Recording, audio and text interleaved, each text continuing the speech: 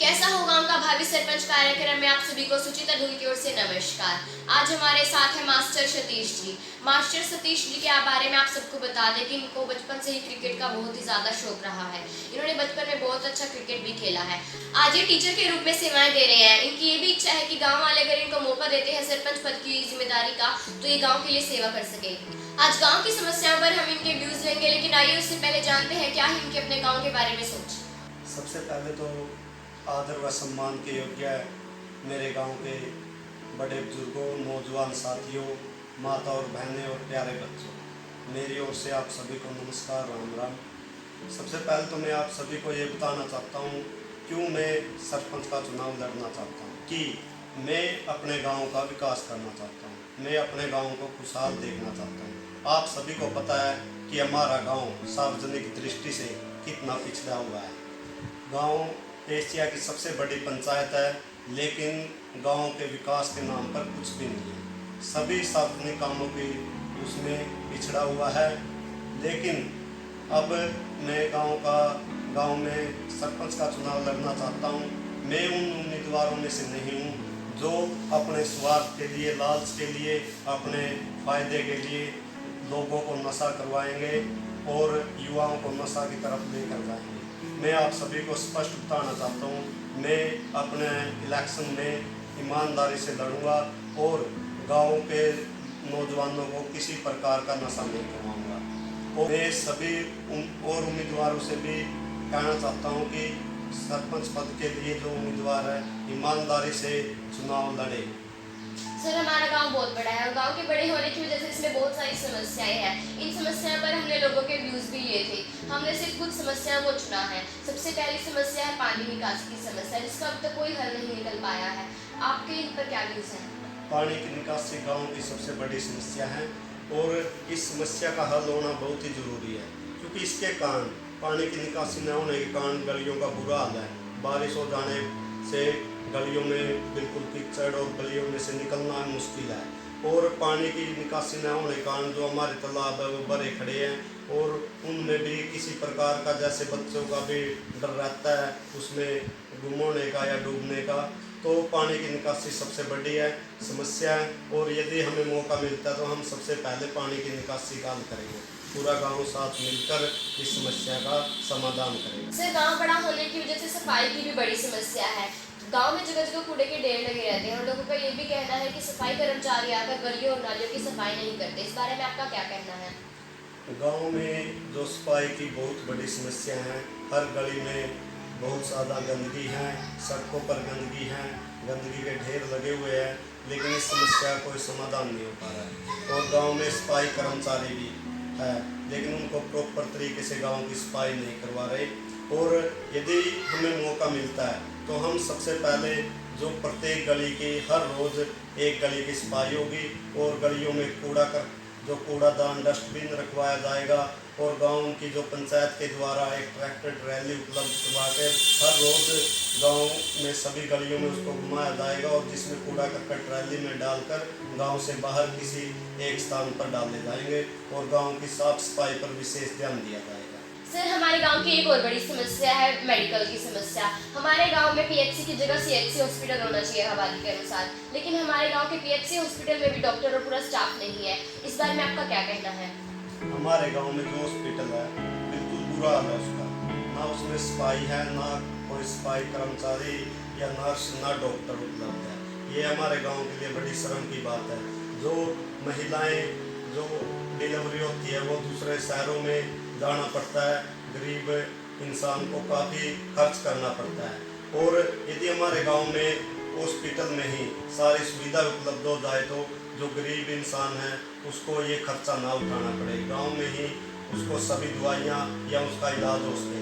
यदि पंचायत हमें मौका मिलता तो हम पंचायत के द्वारा उसमें जो डॉक्टर उपलब्ध करवाएंगे और जो उसकी सफाई का ध्यान रखा जाएगा और जो 24 घंटे एम्बुलेंस उपलब्ध करवाया जाएगा कि गांव में किसी प्रकार की कोई समस्या ना हो आम आदमी या गरीब इंसान। सर, गांव के गरीब मजदूरों ने मनरेगा की समस्या को बड़ी जोरों शोरों से उठाया है। पंचायत सफाई के काम में भी मनरेगा के मजदूरों से कैसे काम ले सकती है? मनरेगा की जो स्कीम है कई सालों से चली आ रही है, जिसके तहत गरीब मजदूरों को 100 दिन का कार्य दिया जाता है और पंचायत उनको 100 दिन के कार्य में गांव की गलियों की साफ सफाई पर भी लगा सकती है, गांव के जो सार्वजनिक स्थल है उन पर भी लगा सकती है।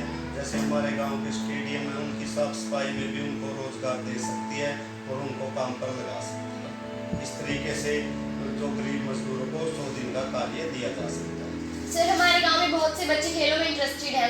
उन्होंने खेल में हमारे गांव का नाम भी रोशन किया है। उनकी कुछ डिमांड भी है, इस बारे में आपका क्या कहना है?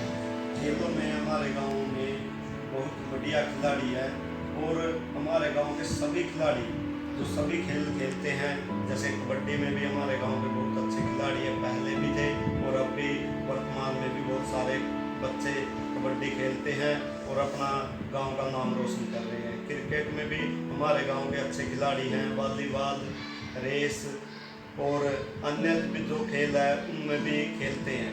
लेकिन हमारे गांव में जो स्टेडियम है, स्टेडियम में नाम स्टेडियम है लेकिन उसमें नाम मात्र की भी सुविधा नहीं है। जो खिलाड़ियों को किसी प्रकार की कोई फैसिलिटी नहीं मिलती और हमारे जो गांव में ना ग्राउंड है लेकिन उस पर कोई फैसिलिटी नहीं है। तो गांव की जो पंचायत का भी नैतिक कर्तव्य बनता है कि जो हमारे गांव के खिलाड़ी हैं उनको प्रोत्साहित किया जाए, उनको मोटिवेट किया जाए, उनको जो ग्राउंड पर जो फैसिलिटी मिलनी चाहिए वो मिलनी चाहिए और प्रत्येक साल हर साल गांव में सभी खेलों में टूर्नामेंट होनी चाहिए, जिससे आने वाले बच्चे भी खेलों की तरफ रुझान हो सके और अपने गांव का, अपने माता पिता और देश का नाम रोशन कर सके। सर, हमारे गांव के ज्यादातर लोग अपने घरों में पशु पालते हैं। अगर कोई जानवर बीमार हो जाता है तो हमारे गांव के पशु हॉस्पिटल में कोई डॉक्टर नहीं है, जिसकी वजह से लोगों को अपने पशुओं का इलाज प्राइवेट डॉक्टर से करवाना पड़ता है। इस दिशा में पंचायत और सरपंच क्या काम कर सकती है? हमारे गांव में पशु हॉस्पिटल है लेकिन वहाँ कोई भी डॉक्टर नहीं है, सरकारी कोई भी डॉक्टर नहीं है। पहले होते थे लेकिन अब काफ़ी सालों से वहाँ कोई डॉक्टर नहीं है। वहाँ बिल्डिंग है बिल्कुल टूटी फूटी है, वहाँ पर जो ग्राउंड भी है वहाँ पर भी बुरा हाल है और जो पंचायत का नैतिक कर्तव्य बनता है कि जो गांव का जो पशु हॉस्पिटल है उसमें डॉक्टर उपलब्ध करवाना और जो पशुओं के लिए जो जोहड़ है, जो तालाब उपलब्ध होने चाहिए, जो अभी जो गंदगी से भरे हुए हैं उनको खुदवाया जाए, जैसे पहले कुछ सालों पहले होते थे, जिससे पशु तालाबों में नहा सके और बीमारी से बच सके और पानी की बर्बादी को भी रोका जा सकता है। सर, गांव में सीवरेज के कारण सभी गलियां टूटी फूटी पड़ी हैं। गलियों से निकलना मुश्किल हो जाता है। लोग ये कहते हैं कि अगर कोई भी नया सरपंच आता है वो अपने मोहल्ले की गलियां पक्की करवाता है। लोगों की ये मांग है कि सबसे पहले गांव की मुख्य गलियां पक्की करवाई जाए। इस बारे में आपका क्या कहना है? सीवरेज के कारण जो हमारी गलियां हैं टूटी फूटी है और वहां से निकलना बड़ा मुश्किल है। यदि बारिश हो जाती है तो वहां से निकलना बिल्कुल नामुमकिन नहीं है और जो हमारे गांव के जो बच्चे हैं जो पैदल स्कूलों में जाते हैं उनको भी बड़ी कठिनाइयों का सामना करना पड़ता है। सबसे पहले जो नई पंचायत बनेगी उसका कर्तव्य बनता है कि जो गलियों का सभी गांव की प्रत्येक गली को पक्का करवाया जाए। सर, गांव की गलियों में रात में अंधेरा रहता है। इस अंधेरे का फायदा उठाकर कुछ शरारती तत्व तोड़फोड़ कर देते हैं। लोगों की मांग है कि गांव में स्ट्रीट लाइट और सीसीटीवी कैमरों की व्यवस्था की जाए। इस बारे में आपका क्या कहना है? जो गांव में जो बाहर मीटर लगे हैं घरों में, उसके कारण लोगों ने जो गलियों में अंधेरा रहता है, लोग जो लाइटें हैं वो चलाते नहीं हैं और हमारे गांव में प्रत्येक गली में स्ट्रीट लाइट होनी चाहिए और जो मेन चौराहे हैं वहाँ पर कैमरे लगे होने चाहिए, जिससे लोग जो शरारती तत्व है किसी प्रकार की कोई नुकसान ना कर सके। तो नई पंचायत होते ही गांव में स्ट्रीट लाइटें और कैमरे जरूर लगवाए जाएंगे, ये हमारा आपसे वादा है। सर, आप भी शिक्षा से जुड़े हुए हैं। एक टाइम में हमारे गांव का शिक्षा में बड़ा नाम रहा है। आज भी बच्चे अच्छा पढ़ते हैं, लेकिन शिक्षा में पंचायत का बहुत सारा सहयोग की जरूरत है शिक्षा को हमारे गांव में। इस बारे में आपका क्या कहना है? शिक्षा एक ऐसा साधन है जिसके कारण एक परिवार आगे बढ़ सकता है। शिक्षा प्रत्येक बच्चे के लिए जरूरी है और शिक्षा में हमारा गांव बहुत आगे है। काफ़ी हमारे गांव के जो बच्चे हैं बड़ी उपलब्धियां प्राप्त कर रहे हैं, लेकिन अब भी हमारे गांव में बहुत सारी ज़रूरत है शिक्षा के प्रति। लगभग सैकड़ों बहन बेटी हर साल कॉलेजों में जाती है, उनके लिए स्पेशल कॉलेज बस, लड़कियों की कॉलेज बस लगनी चाहिए और उसके तो पंचायत के द्वारा प्रयास करना चाहिए कि गाँव में ही कॉलेज हो, लड़कियों का कॉलेज हो, जिससे हमारी बहन बेटी अच्छे से शिक्षा प्राप्त कर सके और अपने गांव का नाम रोशन कर सके। और पंचायत की तरफ से गांव में एक ऐसा प्रत्येक साल एक ऐसा सेमिनार होना चाहिए या प्रोग्राम होना चाहिए जिससे जो शिक्षा से जुड़े हुए अच्छे अच्छे अध्यापकों को सम्मानित किया जाए, बच्चों को सम्मानित किया जाए जो शिक्षा में नाम रोशन कर रहे हैं, और उनको मोटिवेट किया जाए। और जो शिक्षा से जुड़े हुए हमारे गांव से के लोग हैं जो बाहर जाए हुए हैं या बड़ी नौकरियों पर लगे हुए हैं, उनको बुलाकर उनको मोटिवेट किया जाए, जिससे बच्चे उनसे प्रेरणा ले सके और अपने गांव का और अपने माता पिता का नाम रोशन कर सके। सर, आपकी नज़र में गांव की कोई विशेष समस्या या कार्य जो पंचायत को सबसे पहले करना चाहिए? हमारे गांव में बहुत सारी समस्याएं हैं जिसके बारे में हम बोल चुके हैं, लेकिन अब भी बहुत सारी समस्याएं रहती हैं। जैसे हमारा गांव बहुत बड़ा गांव है, आबादी के हिसाब से बहुत बड़ा गांव है, लेकिन इतना बड़ा गांव होने के बाद भी कोई प्रशासनिक सुविधा नहीं है। जैसे गांव में पटवारी नहीं बैठता और यहाँ पटवारी बैठना चाहिए।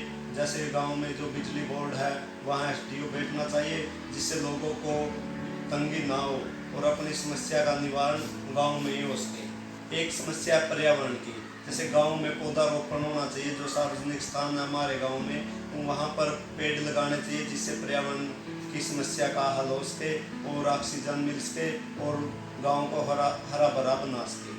अंत में मैं सिर्फ एक ही बात कहना चाहूँगा, सभी अपने गांव के बदलाव के लिए वोट दें और गांव में अच्छा उम्मीदवार को चुनें। और मैं एक सभी युवाओं से मेरी तरफ से एक संदेश है, जितना हो सके अपने शिक्षा में विशेष ध्यान दें और नशा से दूर रहें। धन्यवाद।